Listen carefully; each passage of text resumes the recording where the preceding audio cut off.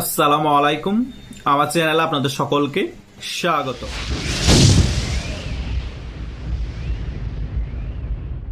বাংলাদেশের ইতিহাসের মধ্যে সবচেয়ে অযোগ্য লোকদেরকে দিয়ে এই ক্রিকেট বোর্ডটি পরিচালনা হচ্ছে। ক্রিকেট বোর্ডের সভাপতি বানানো হয়েছে কাকে? আমিনুল ইসলাম বুলবুলকে। তিনি ক্রিকেটার হিসেবে একসময় বাংলাদেশের ভালো প্লেয়ার হলো, বোর্ড পরিচালনার ক্ষেত্রে তিনি একেবারে আনারি। আবার বোর্ড পরিচালনার সদস্য হিসেবে আরেকজনকে রাখা হয়েছে, বাংলাদেশের সাবেক গায়ক আসিফ আকবর। তিনি বোর্ড পরিচালনার দায়িত্ব পেয়ে তিনি তামিম ইকবালের সমালোচনা করা শুরু করে দিয়েছে। আরে বেটা আদা ব্যাপারী, জাহাজের খবর নিয়ে লাভ আছে? তুই গাঁজা না খাইলে তোর গলার কণ্ঠ সুন্দর হতো না, ওপিয়া ওপিয়া গান গাইতে পারতি না। তোর নিজের ইতিহাস দেখ। তুই তামিম ইকবালকে নিয়ে সমালোচনা করস, ভারতের দোসর বানানোর চেষ্টা করস। শুধু তাই নয়, বাংলাদেশের এখন যে ক্রীড়া উপদেষ্টা আছে নতুন, এই যে আসিফ নজরুল সাহেব, তিনি তো মিথ্যার গোডাউন। তিনি সকালে এক কথা বলে, রাতে আরেক কথা বলে এবং শুধু প্রোপাগান্ডা ছড়ায়। প্রোপাগান্ডা ছড়াতে ছড়াতে মন উজাড় করে তিনি ক্রীড়া উপদেষ্টা হয়ে গিয়েছেন। তার আগে আইন উপদেষ্টাও তিনি হয়ে গিয়েছিলেন। তিনি এখন মন উজাড় করে আইন ধ্বংস করে দিচ্ছেন, বাংলাদেশের ক্রিকেটটাকেও ধ্বংস করে দিচ্ছে। এই আসিফ আকবরের মতো লোকেরা, এই আসিফ নজরুলের মতো লোকেরা, এই আমিনুল ইসলাম বুলবুলের মতো লোকেরা বাংলাদেশের ক্রিকেট ধ্বংসকারী। সেজন্য আমি বলি, বুলবুল, ওয়ার্ল্ড কাপ বাংলাদেশকে না খেলতে দিয়ে করিয়াছ ভুল। শুধু তাই নয়, এ তিনজনের তো দোষ আছে। এদের আগে যে আরেকজন উপদেষ্টা ছিল আসিফ মাহমুদ, সেও কম দোষী না। বাংলাদেশ ক্রিকেট ধ্বংসের পিছনে এরাই হচ্ছে মূল কারিগর। এদেরকে চিনে রাখুন। কথা বুঝতে পেরেছেন? তারা বুঝাতে চাই আমাদের মানিজ্যত আছে, আমাদেরকে ভারত অপমান করেছে, সে কারণে আমরা ভারতকে জবাব দিয়েছি তাদের এখানে খেলতে না গিয়ে। আরে বেটা, নিজের পাছার মধ্যে কাপড় নাই, তোরা উপরে ঢেকে লাভ আছে? সামনে ঢেকে লাভ আছে? পিছে তো তোর পাছা দেখা যাচ্ছে। এই পরিস্থিতি, নিজেরা খাইতে পায় না ভাত, মানিজ্যত মান সম্মানের কথা চিন্তা করস। এদিকে যে পাকিস্তান তোদেরকে গাছে তুলে মই কেড়ে নিয়েছে, তোদেরকে সাপোর্ট দিয়েছে যে তোরা খেলতে না গেলে আমরাও খেলতে যাব না। তোরা নিজেদের ভাই পাকিস্তানের কথা শুনে তো এই সকল ফাবুরবাজি করছস। ভারতের সাথে কি এমন অবস্থা হয়েছে যে ভারতে আমরা ওয়ার্ল্ড কাপ খেলতে যাব না? ভারতের মধ্যে কি অবস্থা হয়েছে? এই বাংলাদেশি ক্রিকেটারদের জীবনের হুমকি আছে, নিরাপত্তার কারণ দেখিয়ে ওয়ার্ল্ড কাপ খেলতে যাওয়া যাবে না। এই সকল বাটপারি কথা বলে কি লাভ হয়েছে? শেষ পর্যন্ত আমরাই ওয়ার্ল্ড কাপ খেলতে পারছি না, পাকিস্তান ঠিকই ওয়ার্ল্ড কাপ খেলার জন্য চলে যাচ্ছে। পাকিস্তান তো চেয়েছে এটা, যে তোদের সাথে ভারতের সাথে যুদ্ধ লাগাই দিব, আমরা পিছিয়ে আসি বলবো, যখন যুদ্ধ লেগে যাবে তখন কি করব? আমরা তোদেরকে সাপোর্ট দিব না। ওই 1971 সালের প্রতিশোধটা নিয়ে ফেলার জন্য বসে আছে, যে তোরা তখন বন্ধু ছিল, তোরা যুদ্ধ কর, আমরা মজা নিব, ধ্বংস হয়ে যাবি তোরা। এখন ক্রিকেটটাকে টার্গেট করেছে, আগে ক্রিকেটটাকে ধ্বংস করি, কারণ এই ক্রিকেটের মাধ্যমেই কিন্তু বাংলাদেশ বিশ্বের কাছে পরিচয় অর্জন করেছিল। এই সাকিবুল হাসানের মতো প্লেয়াররা ছিল বিধায় বাংলাদেশ বিশ্ব মঞ্চে গর্ব করে বলতো বিশ্বের সেরা অলরাউন্ডার বাংলাদেশের সাকিবুল হাসান। এই সাকিব আল হাসানকে কিন্তু এখন বাংলাদেশের খেলা থেকে দূরে রাখা হচ্ছে। এই সাকিব আল হাসানকে কিন্তু বাংলাদেশে এখন আসতে দেওয়া হচ্ছে না। এদিকে এখন নতুন করে আবার কাহিনী বাইর করেছে যে সাকিব আল হাসানকে বাংলাদেশে আসতে দিবে, বাংলাদেশের হয়ে খেলতে দিবে। যখন এই কথা বিসিবি বলা শুরু করে দিয়েছে, অন্যদিকে বিএনপির একজন এমপি প্রার্থী আমিনুল ইসলাম, তিনিও কিন্তু সাবেক ফুটবলার, তিনি বলছেন রাষ্ট্র সিদ্ধান্ত নিবে সাকিব আল হাসান বাংলাদেশে এসে বাংলাদেশের হয়ে খেলতে পারবে নাকি পারবে না, বিসিবি সিদ্ধান্ত নেয় আর কি। তার মানে কি, সাকিব আল হাসান বাংলাদেশের হয়ে আর খেলতে পারছে না। কথা বুঝেন নাই? এই হচ্ছে যে বাংলাদেশের বাস্তব পরিস্থিতি। আবার এইদিকে বাংলাদেশকে ওয়ার্ল্ড কাপ খেলতে না দিয়ে বুলবুল ইসলাম ভাই, আমিনুল ইসলাম বুলবুল, তিনি পরিবারের সাথে সাক্ষাৎ দেওয়ার জন্য বিদেশে উড়ে যাচ্ছেন। তিনি আর বাংলাদেশে আসবেন না, হয়তোবা নির্বাচনের পরে আসার সম্ভাবনা আছে। এখন কি তিনি নির্বাচনের পরে আসবে নাকি একেবারে বাংলাদেশে আসবেন না? বিসিবির মধ্যে শুরু হয়ে গিয়েছে গন্ডগোল হবে না?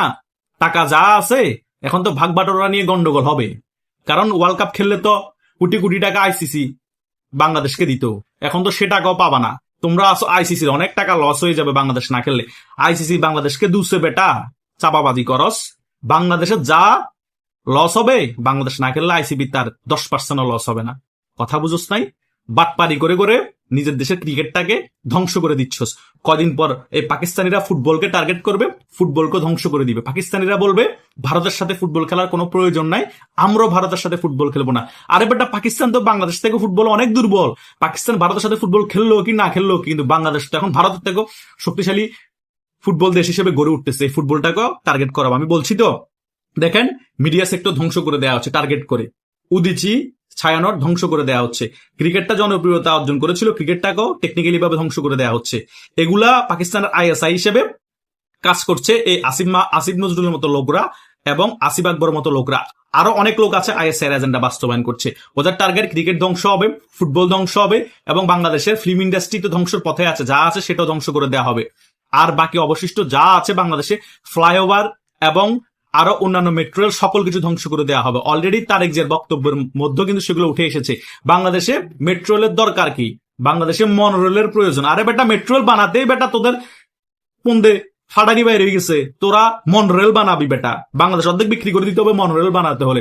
বাংলাদেশে ফ্লাইওভারের প্রয়োজন কি? তারেক যে বিভিন্ন জায়গায় বক্তব্য দিচ্ছে, ফ্লাইওভার গুলো যদি না থাকতো তুমি মেয়ে ঢাকা 300 ফিটের মধ্যে কি প্রোগ্রাম আয়োজন করতে পারতা? হ্যাঁ, তোমার 10 দিন লাগতো ঢাকা 300 ফিটের মধ্যে প্রোগ্রাম আয়োজন করতে, ওই রকম পরিস্থিতি হতো।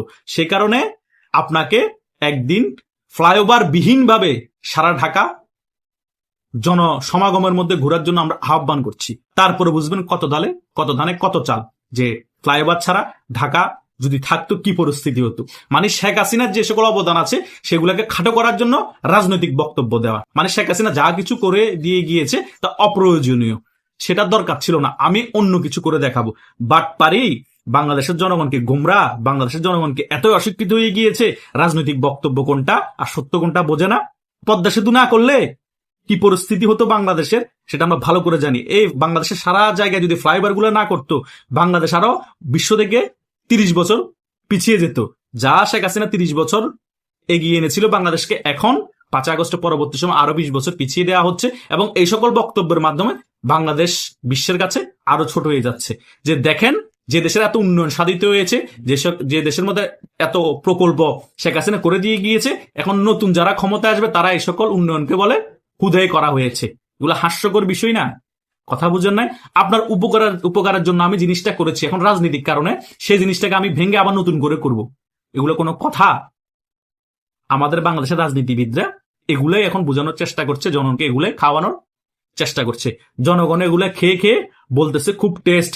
জনগণকে এখন আপনার পায়খানা লাদা ধরাই দিবেন, ধরাই দিয়ে বলবেন এই জিনিসটা খাও, একটু বলো তো কেমন টেস্ট। খেয়ে বলবো উফ খুব টেস্ট, লবণ আর একটু বাড়িয়ে দিলে আরো ভালো লাগতো। বাংলাদেশের জনগণ এইরকম হয়ে গিয়েছে। তা না হলে তারেক যারা এই সকল বক্তব্যের কেউ কোনো প্রতিবাদ করে না কেন? আমরা তরুণদেরকে এসে ইউটিউবে এগুলো কেন প্রমাণস্বরূপ তুলে ধরতে হয়? বাংলাদেশের জনগণ কি হিজেরা হয়ে গিয়েছেন? সত্য কথা বলতে ভয় পান? বিএনপি যারা সত্যিকারের রাজনীতিবিদ আছেন, দেশকে ভালোবাসেন, তারা প্রতিবাদ করতে কি ভয় পান? নাকি একেবারে ওই আওয়ামী লীগের মতো শেখ হাসিনা ভক্ত, শেখ হাসিনার কোনো ভুল হতে পারে না, শেখ হাসিনা অলিয়া উলিয়ার পর্যায়ে চলে গিয়েছে? ও শামীম ওসমান যেভাবে আপনার সংসদে বক্তব্য দিত, আপনারাও তারেক যে প্রধানমন্ত্রী হওয়ার আগে ওই রকম সকল কিছু শুরু করে দিয়েছেন নাকি? পীরের পর্যায়ে নিয়ে যাচ্ছেন তারেক জিয়াকে। তারেক জিয়া যে ভুলভাল বক্তব্য দিচ্ছে সেগুলোর কি কোনো প্রতিবাদ করবেন না আপনারা? নৈতিকভাবে নিজের রাজনৈতিক দল পক্ষে থেকেও করতে হবে। দেশকে যদি ভালোবাসেন, ভুলকে ভুল, সত্যকে সত্য বলতে হবে। তাই বাংলাদেশের ক্রিকেটের ধ্বংসের কারিগর যেমন এই আসিফ নজরুল, যেমন এই আসিফ মাহমুদ, যেমন এই আসিফ আকবর, যেমন এই বুলবুল আহমেদ আছে, তার পিছনেও কারিগর বিএনপির অনেক নেতারাও আছে। তারা যদি পিছের থেকে সমর্থন না দিত, তারা এই সকল সাহস করতে পারত না। কারণ বিএনপি কিন্তু আগামীতে ক্ষমতায় আসার দৌড়ে এগিয়ে। বিএনপি কিন্তু হিডেনলি ভাবে সকল কিছু থেকে দায়সারা ভাবে থেকে যাচ্ছে, কিন্তু কলকাঠি কিন্তু বিএনপি নাড়ানো অনেক আগে থেকে বিসিবির মধ্যে বলেন এবং ফুটবলের মধ্যে বলেন শুরু করে দিয়েছে। তাই সমালোচনা করতে গেলে এদের যেমন করব, বিএনপিরও করতে হবে। তারা চাইলে কিন্তু এই বিসিবিকে প্রেসার দিতে পারত, কেন ভারতে খেলতে যাবে না? ভারতের সাথে এমন কি হয়ে গিয়েছে যে খেলতে যেতে পারবে না? আইপিএল তো কোনো ইন্টারন্যাশনাল খেলা না, আইপিএল থেকে মোস্তাফিজকে বাদ দিয়ে দিয়েছে, তো কি সমস্যা হয়েছে? কথা বোঝেন না? এই সকল প্রশ্ন করতে পারতো। আর মোস্তাফিজকে আমরাও একসময় বলেছিলাম যে আইপিএল খেলতে না যায়, ওর কাটার বুঝে যাবে, ওর বোলিং নষ্ট করে ফেলবে, তখন আমরা প্রতিবাদ করেছিলাম খেলতে না যাওয়ার জন্য। এখন বাদ দিয়ে দিয়েছে যে আমাদের খারাপ লাগছে। আসলে খারাপ লাগছে না, ওই পাকিস্তান উস্কে দিছে। আমরা তো আমাদের বাংলাদেশে অনেক পাখি বীজ আছে, আমরা ভালো করে জানি। পাকিস্তানের 1971 সালে পাখি বীজ কিছু রেখে গিয়েছে না, তারা 50-55 বছর পরও পাকিস্তান প্রীতি দেখাবে, ইয়াহিয়া খান তো বলেছিল। তারাই এখন এগুলো দেখাচ্ছে, তারাই একটা ইস্যু খোঁজার দরকার ছিল, ইস্যুটা পেয়ে গিয়েছে, পেয়ে গিয়ে এখন বড় বাংলাদেশ প্রেমী দেখাচ্ছে, বাংলাদেশের মানুষকে গোমরা করতেছে। দেশটারে পোংটা মেরে দিছে, বাংলাদেশের ক্রিকেটটারে পোংটা মেরে দিছে, ফুটবলটারে পোংটা মেরে দিছে, শিক্ষাখাত্রে পোংটা মেরে দিছে, এবং বাংলাদেশটারও সম্পূর্ণরূপে পোংটা মেরে দিছে। পাকিস্তান ভালো মতো ঠেলে গাছে তুলে মইটা সরিয়ে নিয়ে গিয়েছে। এখন বাঙালি আর গাছ থেকে নামতে পারতেছে না, গাছের উপর বসে বসে কুকুলের মতো কুহু কুহু ডাক দিচ্ছে। লাভ কি? ওই কুহু কুহু ডাকতে ডাকতে ওই গাছের উপরে আমরা মারা যাব। কথা বুঝে না? পাকিস্তান নাচবো ওয়ার্ল্ড কাপে ভাবে করে, আর আমরা বসে বসে এই 5 বলে 6 রান দরকার, এই 6 বলে 10 রান দরকার, এগুলো টিভিতে দেখবো, নিজের দেশের খেলা আর দেখতে পারবো না। কথা বুঝতে পেরেছেন?